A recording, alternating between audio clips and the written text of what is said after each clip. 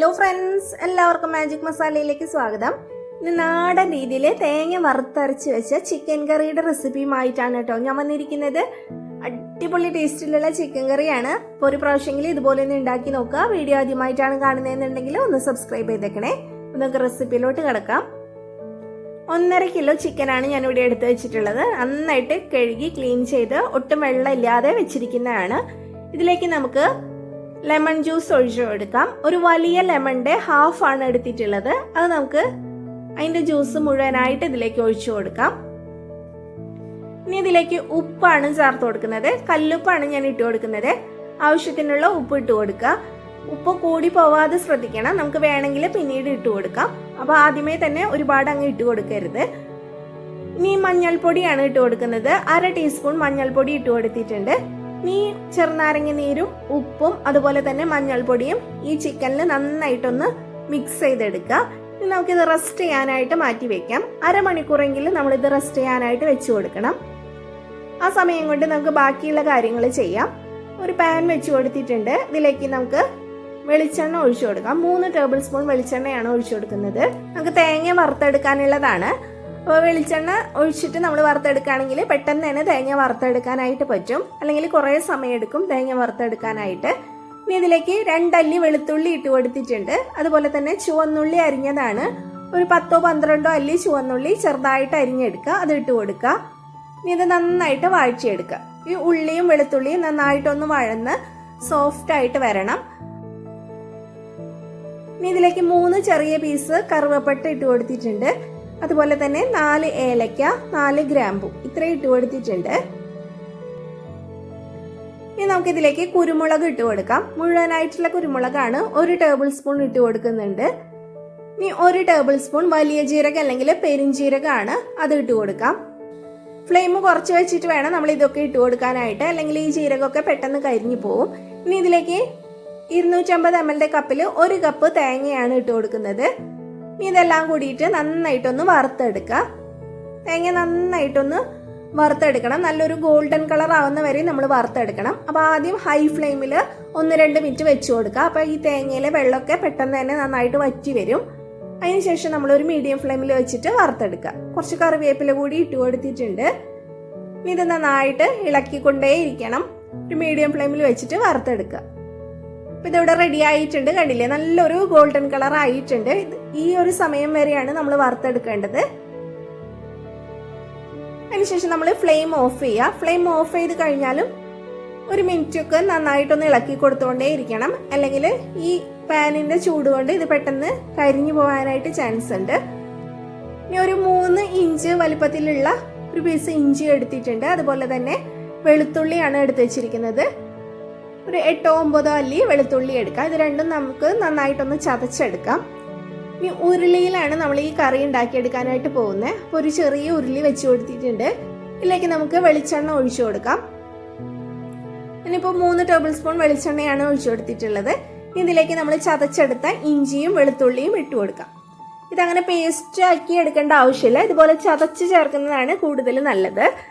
ഇനി പച്ചമുളകാണ് ഇട്ട് കൊടുക്കുന്നത്. ഒരു 3 പച്ചമുളക് നടുക്കെ കീറിയിട്ട് ഇട്ട് കൊടുത്തിട്ടുണ്ട്. കുറച്ച് കറിവേപ്പില ഇട്ട് കൊടുക്കാം.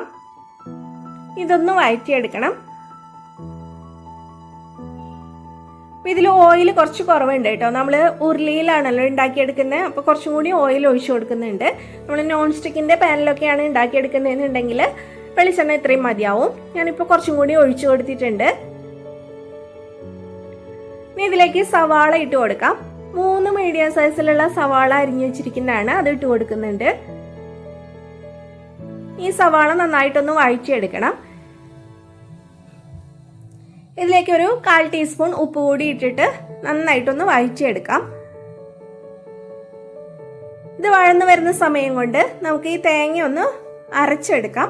തേങ്ങ നന്നായിട്ട് ചൂടാറിയിട്ടുണ്ട്. ഇത് മിക്സിയുടെ ജാറിലേക്ക് ഇട്ട് കൊടുക്കാം. തേങ്ങ അരച്ചെടുക്കുമ്പോൾ നമ്മൾ ഒട്ടും തന്നെ വെള്ളം ഒഴിച്ചു കൊടുക്കാനായിട്ട് പാടില്ല. വെള്ളം ഒഴിക്കാതെ വേണം അത് അരച്ചെടുക്കാനായിട്ട്. അപ്പൊ കുറച്ച് സമയം ഒന്ന് അടിക്കുക. അതിനുശേഷം തുറന്നിട്ട് സൈഡ് ഭാഗത്തു നിന്നൊക്കെ ഒന്ന് തട്ടിയിട്ട് കൊടുക്കുക. വീണ്ടും അടിക്കുക. അതുപോലെ നമ്മൾ കുറച്ച് സമയം ഒന്ന് അടിച്ചെടുത്താലാണ് ഇത് നന്നായിട്ട് അരഞ്ഞു കിട്ടുള്ളൂ. ഈ തേങ്ങയിലെ എണ്ണയൊക്കെ വന്നിട്ട് വേണം ഇത് നന്നായിട്ട് അരഞ്ഞു കിട്ടാൻ വേണ്ടിയിട്ട്. ഇപ്പൊ കണ്ടില്ലേ, നമ്മൾ ഒട്ടും തന്നെ വെള്ളം ഒഴിച്ചിട്ടില്ല. എന്നാലും ഈ എണ്ണയൊക്കെ നന്നായിട്ട് വന്ന് നന്നായിട്ട് തേങ്ങ അരഞ്ഞു കിട്ടിയിട്ടുണ്ട്. ഇതുപോലെയാണ് നമ്മൾ അരച്ചെടുക്കേണ്ടത്. നല്ല ഡാർക്ക് ബ്രൗൺ കളറിലാണ് നമ്മുടെ അരപ്പ് കിട്ടിയിട്ടുള്ളത്. നമ്മളിതിൽ വെള്ളം ഒഴിച്ചിട്ട് അരച്ചെടുക്കുകയാണെങ്കിൽ ഒരു ലൈറ്റ് ഷെയ്ഡിലേക്ക് മാറിപ്പോവും. അപ്പം നമ്മുടെ കറിക്കൊന്നും വിചാരിച്ച കളറൊന്നും ഉണ്ടാവില്ല. അപ്പം അതുകൊണ്ടാണ് ഒട്ടും തന്നെ വെള്ളം ഒഴിക്കാതെ അരച്ചെടുക്കാനായിട്ട് പറയുന്നത്. ടേസ്റ്റിലും മാറ്റം വരും. ഇപ്പൊ സവാള വഴന്നതിന് ശേഷം നമുക്ക് ഒരു മീഡിയം വലുപ്പത്തിലുള്ള 2 തക്കാളി ചേർത്ത് ഈ തക്കാളി നന്നായിട്ടൊന്ന് വഴന്ന് കിട്ടുന്ന വരെ ഇളക്കി കൊടുക്കാം. ഇപ്പൊ തക്കാളി നല്ല സോഫ്റ്റ് ആയിട്ട് വന്നിട്ടുണ്ട്. ഇതിലേക്ക് നമുക്ക് മസാലപ്പൊടികൾ ഇട്ട് കൊടുക്കാം. 3 ടേബിൾ സ്പൂൺ മല്ലിപ്പൊടിയാണ് ഇട്ട് കൊടുക്കുന്നത്. ഇതിലേക്ക് ഗരം മസാലയാണ് ഇട്ട് കൊടുക്കുന്നത്. 1/2 ടേബിൾ സ്പൂൺ ഗരം മസാല ഇട്ട് കൊടുത്തിട്ടുണ്ട്. ഇനി മുളക് പൊടി ഇട്ട് കൊടുക്കാം. 1/2 ടേബിൾ സ്പൂൺ മുളക് പൊടിയാണ് ഇട്ട് കൊടുക്കുന്നത്. നമ്മളിതിൽ കാശ്മീരി ചില്ലി അല്ല, എരിവുള്ള മുളക് പൊടിയാണ് ചേർത്ത് കൊടുത്തിട്ടുള്ളത്. ഇനി മഞ്ഞൾപ്പൊടി ഇട്ട് കൊടുക്കാം. നമ്മൾ ചിക്കൻ മാരിനേറ്റ് ചെയ്തപ്പോൾ മഞ്ഞൾപ്പൊടി ചേർത്ത് കൊടുത്തിട്ടുണ്ട്. 1/4 ടീസ്പൂൺ മഞ്ഞൾപ്പൊടി മതി കേട്ടോ. അത്രയും ചേർത്ത് കൊടുത്താൽ മതി. അത് ഇട്ട് കൊടുത്തിട്ട് നന്നായിട്ട് ഈ മസാലപ്പൊടികൾ വഴറ്റിയെടുക്കണം. ലോ ഫ്ലെയിമിൽ വെച്ച് കൊടുക്കുക. ഈ സമയം കൊണ്ട് നമുക്ക് ചിക്കനിൽ ഒഴിക്കാനുള്ള വെള്ളം ഒന്ന് തിളപ്പിക്കാനായിട്ട് വെച്ചിട്ടുണ്ട്. ഒരു 2 കപ്പ് വെള്ളം തിളപ്പിക്കാനായിട്ട് വെച്ച് കൊടുത്തിരിക്കുന്നതാണ്. മസാല നന്നായിട്ട് മൂത്ത് വന്നിട്ടുണ്ട്. ഇതിലേക്ക് നമുക്ക് ചിക്കൻ മാരിനേറ്റ് ചെയ്ത് വെച്ചിരിക്കുന്നത് ഇട്ട് കൊടുക്കാം. ചിക്കൻ ഇട്ട് കൊടുക്കുന്ന സമയത്ത് ഫ്ലെയിം കൂട്ടി വെക്കുക. അതിനുശേഷം ചിക്കൻ ഇട്ട് കൊടുക്കുക. നന്നായിട്ട് മിക്സ് ചെയ്തെടുക്കുക. ഈ മസാല ചിക്കനിലൊക്കെ നന്നായിട്ട് മിക്സ് ആയിട്ട് കിട്ടണം.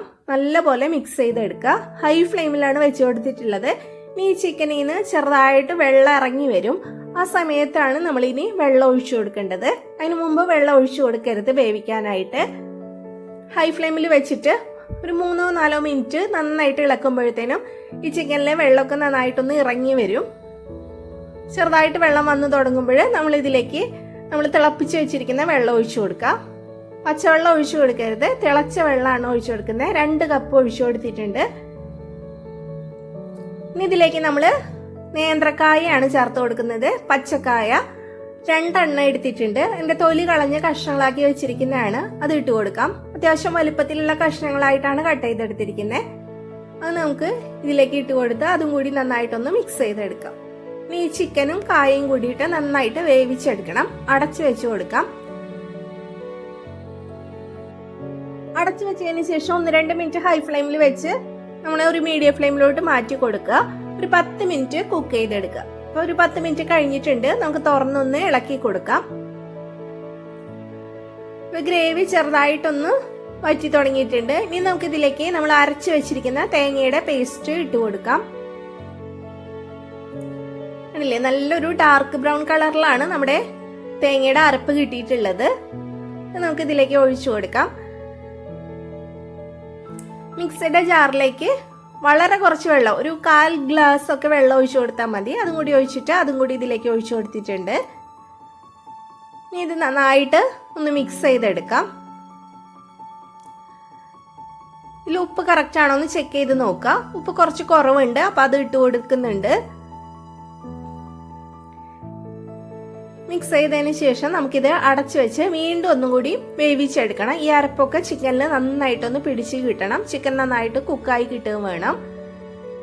ഒരു 10 മിനിറ്റ് കൂടി വീണ്ടും മീഡിയം ഫ്ലെയിമിൽ വെച്ച് കൊടുത്തിട്ടുണ്ട്.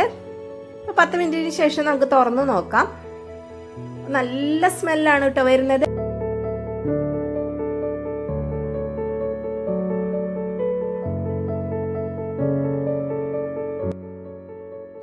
നന്നായിട്ടൊന്ന് മിക്സ് ചെയ്തെടുക്കുന്നുണ്ട്. ഇപ്പൊ കായയും അതുപോലെ തന്നെ ചിക്കനും നന്നായിട്ട് വെന്തിട്ടുണ്ട്. ഇതിലെല്ലാതും കറക്റ്റ് ആണോ എന്നൊന്ന് ചെക്ക് ചെയ്ത് നോക്കാം.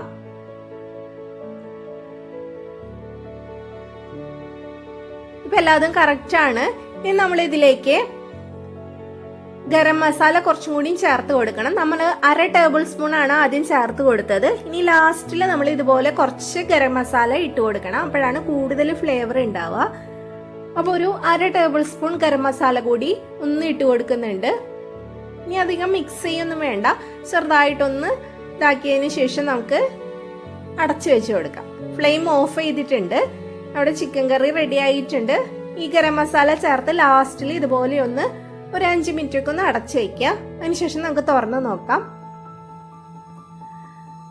സൂപ്പർ ടേസ്റ്റി ആയിട്ടുള്ള നാടൻ രീതിയിൽ വറുത്തരച്ചുണ്ടാക്കിയ ചിക്കൻ കറിയാണ്. ഇതിൽ കണ്ടില്ലേ, എണ്ണയൊക്കെ തെളിഞ്ഞ് നിൽക്കുന്നുണ്ട്. ഞാനിതൊരു സെർവിങ് ഡിഷിലോട്ട് മാറ്റുന്നുണ്ട്. നല്ല ടേസ്റ്റാണ്. ഒരു പ്രാവശ്യമെങ്കിലും ഇതുപോലെ ഒന്ന് ഉണ്ടാക്കി നോക്കുക.